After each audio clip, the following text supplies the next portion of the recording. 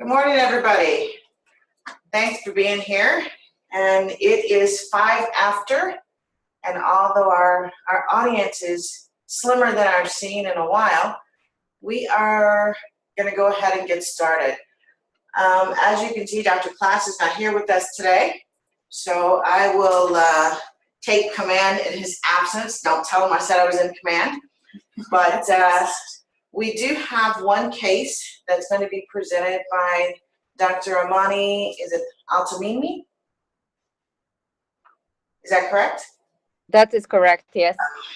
So she will present her case, and after presentation of her case, if there are no additional cases, I will continue the series on continuous glucose monitoring.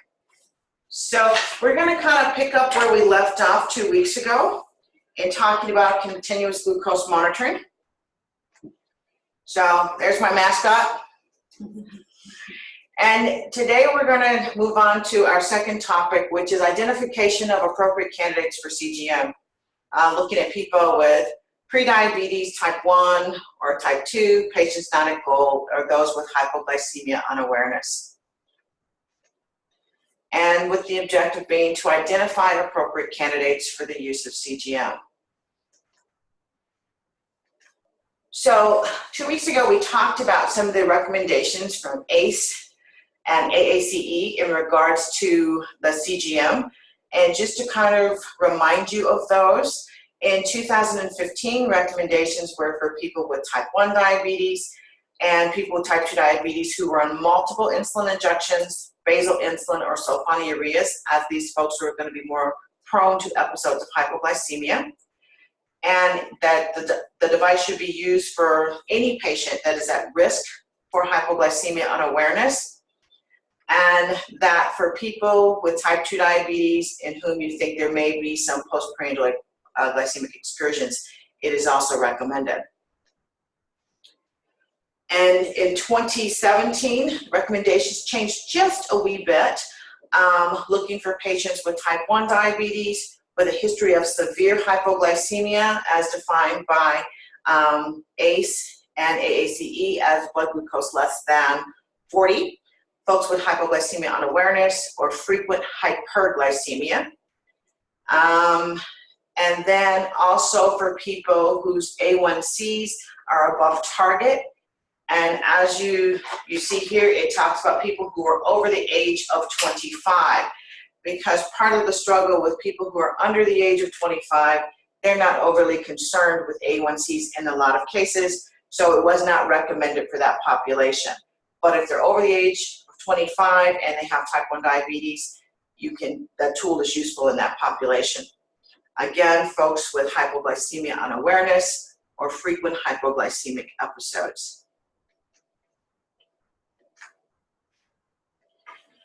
So when we talk about continuous glucose monitoring, the professional devices, we do have two choices, whether we want to blind the patient to the information or have them unblinded. When you're blinding the patient to the information, you're going to do a retrospective review. The patient doesn't get to see anything that is happening. This is for provider information only at the time, and then you can review it with the patient.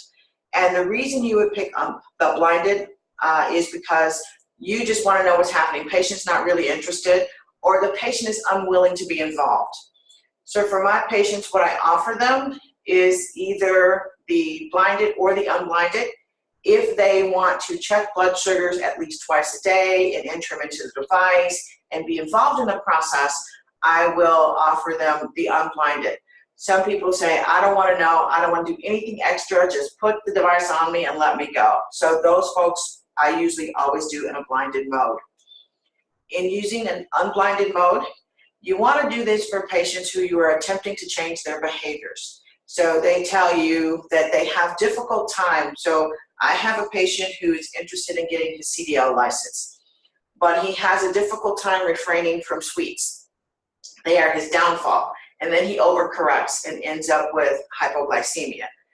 So him in an unblinded mode kind of helps him to see the effect of the sweets on his blood sugars, and then when he takes the insulin, how rapidly it acts upon him and how low his blood glucose is likely to fall. So when I'm attempting to change a behavior, I will often use the Dexcom in the unblinded mode.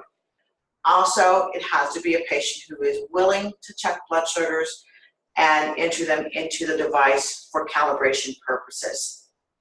I also use the unblinded mode in folks who have had multiple episodes of hypoglycemia, and in order to help them to see that this device can be very useful in the prevention of hypoglycemic episodes.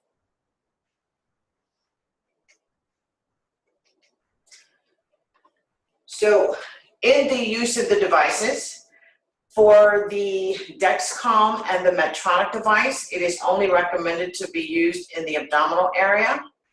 And when you see the recommendations from the FDA, placement is only recommended for the abdominal area.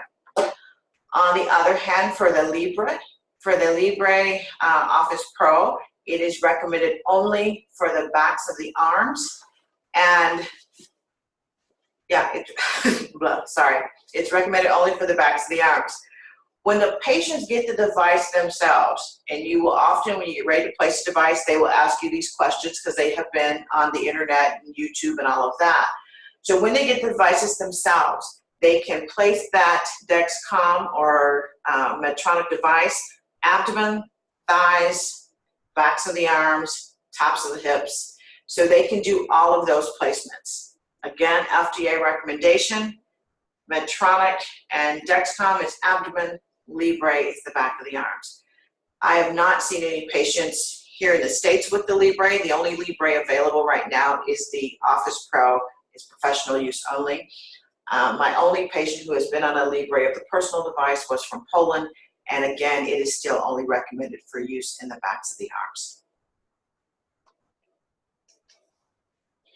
So this is just kind of showing you the selected sites. So Dexcom in the abdomen, Medtronic in the abdomen, and this is Libre in the arms.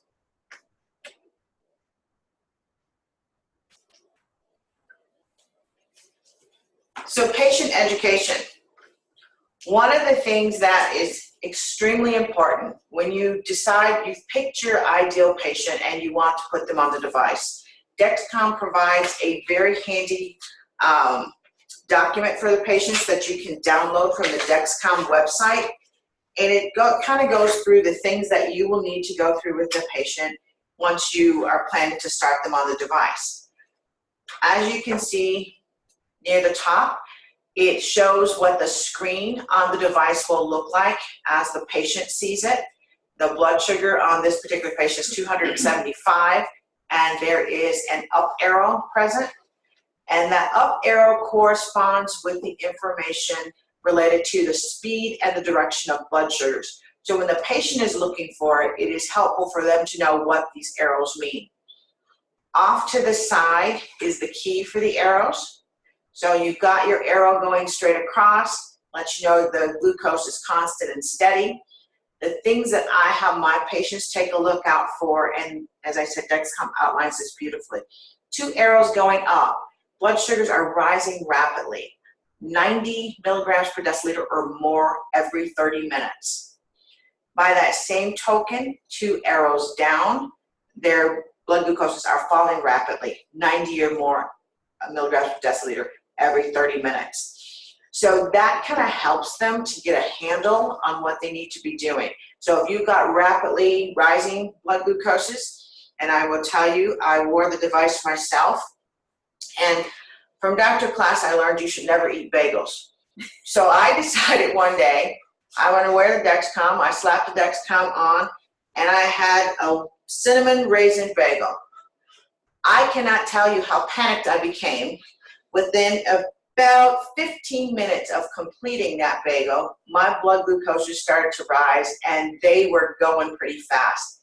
It freaked me out a little bit. I haven't had a bagel since then. Talk about behavior change. It was a modifier for me, most definitely. But when I tell the patients, well, this will tell you if your blood glucoses are rising or falling fast, to see it for myself was pretty remarkable. As I said, it was a behavior changer, no more bagels. And then in regards to falling blood glucoses, again, as I was wearing it, I went into the room to see a patient. I glanced down at the Dexcom and I had one of those arrows just going down. My blood glucose at that time was about 85. So about halfway through my visit and my Dexcom starts to buzz because I was not smart enough to turn on vibrate mode. So it started to buzz and I looked down, blood sugar 67. So one of the things to think about in that regard is that this device, and it's a thing to tell patients, it will buzz every 5 minutes until you correct whatever is wrong. That can be very annoying.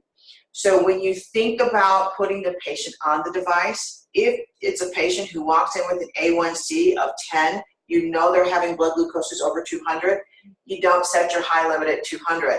You want to set it beyond that because otherwise they will get alarm fatigue and they will call you up and say, you have to take this thing off because I can't stand it. So it's thinking about kind of what those parameters should be for your patient. And as you decide what parameters, as you look at your next section, you're going to set the high and low alerts for the patient. I had a patient yesterday ask me to set his low alert at 45 because he has a lot of hypoglycemia and some hypoglycemia unawareness. I did not set it at 45 because that's the cat's out of the bag by then. So the device will only allow you to go to a low setting of 70. That is the lowest. But if you have patients, again, whose blood glucoses are consistently higher, they're not likely to get to a 70, so it's not going to cause them any distress. So I usually go low limits of 70, sometimes 80, depending upon the patient. If you have a patient who is a driver, CDL licensed person looking for those sort of things, it's probably feasible to set that alert at about 90 to 100. Because if they're at 90, 100, they're driving, blood glucoses are dropping rapidly, they need time to pull over and take care of that. So you want to set it higher depending on what's going on with the patient, or lower if you know that they're going to have some hypoglycemia and you want to capture it before they get down to 45. Again, your high alert, depending on how high they get, I'll show you some examples. A patient of mine who constantly had blood glucoses that were just HI on the meter. I knew there was no point in me setting a high limit of 200 because it would go off constantly. The highest the device will allow you to set is 400. Really not a need for most patients to go to 400, but that's the highest that it will set. And then the other things to look at are your start and end dates. So it's a 1 week wear. I put dates on the paper for the patient so they know when this is starting, when it's ending, and when they need to return to clinic. I usually have them return to clinic on the end date so that they are not holding on to my device longer than necessary. And you let them know why you want them to wear the device. Is it because their A1C is not at goal? Because you want to find out if they're having episodes of hypoglycemia or hyperglycemia assessment. So I usually tick the boxes that are appropriate for the patient. And then there's the information section about what they're to do for that week. It allows them to test, they can test their blood sugar as much as they want and enter it into the device. However, that is not required. The device's requirement is for at least 2 calibrations, and I usually tell them to check twice a day and 12 hours apart. It does not have to be exactly 12 hours, but the thing to remind them of, if they do not check within that time frame, they get a big red drop on their screen and it lets them know they need to check a blood sugar and enter it. That red drop will stay there until they enter a blood glucose. And if they don't do it within a couple of hours, the device has a difficult time continuing to transmit. So, and the other thing to have them reminded of is that this device must be within 20 feet of them at all times. If it's not within 20 feet, it will not record their blood glucose readings. On my device, I do not put that handy clip so that they can carry it on their pants or something like that, because I don't want to make it extremely convenient. So I tell them slip it in a pocket, you know, women can kind of tuck it down in a bra, or they just need to keep it within 20 feet of them, and it is not to get wet. The actual sensor in and of itself, the sensor and transmitter are waterproof, but the receiver is not. So within 20 feet, but don't let it get wet. Can I Absolutely. So with so if it's asked to calibrate 2 times a day, if they do more than that, does that improve the accuracy, or does it not? It does Is there not. any benefit to doing more than 2? There's no benefit to doing more than 2. Okay. There's no benefit to doing more than 2. So Krista, did you have a question as well? Yeah, just real quick, speaking of the CDL drivers, is the DOT accepting, because I know if you're on insulin, it's 1 hour before you drive and every 4 hours while you drive. So is DOT accepting the Dexcom readings as a log? So I have my first guys who are going to be using the Dexcom log to go forward with the CDL. So I'll let you know in a couple of weeks. Sounds great. And is there a time that you have to print it out, or does it just hold endless amounts of readings? So for my device, it's only a 7-day wear. So what you do is you download it to your office computer. And you can put the Dexcom, and I'll go into that when we talk about interpretation next week. So you download that information. It will hold, your computer will hold on to it indefinitely. And you can go back, pull up that patient's name and their information and reprint it as you need it. But the device I erase after each 7-day wear because it is used for multiple patients and you don't want to get that information confused. This could be really changing for a lot of CDL drivers. This could be really awesome for them. Yeah. So I'll let you know. Like I said, I got my first 2 coming through, so I'll let you know. Other questions at this point? Okay. So the other thing to tell your patients about is if they take Tylenol or similar products, Tylenol, acetaminophen, they cannot, well, I ask them not to take it for a week. During the course of that week, if they take the Tylenol, the thing to think about is they can get false high readings. So most of my folks, I ask them to refrain to take, an ibuprofen or something like that. And if they must take a Tylenol, I ask them to record it in events because they can record that in events. And so I can take that into account. The other thing is if you do want them to record events, you can have them enter their food, when they took their insulin, exercise, and how they were feeling. Most of my patients, I will tell you, do not enter health or exercise because a lot of times they're not exercising, and the health they just kind of ignore. But they can enter all of those events if you so desire. And then the other piece of it is an informational. So when they kind of look at and see, my blood glucose is on my Dexcom are consistently over 300, and that's telling you you've got an A1C that's greater than 12. So that is kind of eye-opening information for them. Some of them pay attention to it, others of them don't. But the big thing to look at is people often tell me that the reading on the Dexcom was not the same as that on my meter. And each time I enter the information from my meter, it is different from the Dexcom. But as you see over in the corner, blood glucose of 275 on the CGM, 228 on the meter. There's a 17% difference. This is still considered accurate. However, the caveat comes in here. If they've got blood glucose of 40 or less, the Dexcom device will not accept those readings. If it's over 400, the device will not accept it. It does not recognize readings less than 40 or over 400. So what the patient has to do is bring that blood glucose up or down, and then they can enter it as a calibration reading. But 40, less than 40, over 400, they cannot enter it. The other thing is the patient agreement. My Dexcom does not walk out of the door unless you sign saying that you will return it in the shape that it was given to you, or for me, it's a $5,000 cost. You can set your prices. $5,000 is a great deterrent to people walking away with your device. But you can tell them, if you lose my receiver, it's going to cost you this much. My transmitter is going to cost you this much. If you lose my charge cable, my adapter, you can put your own prices. I put just a global price on mine of $5,000.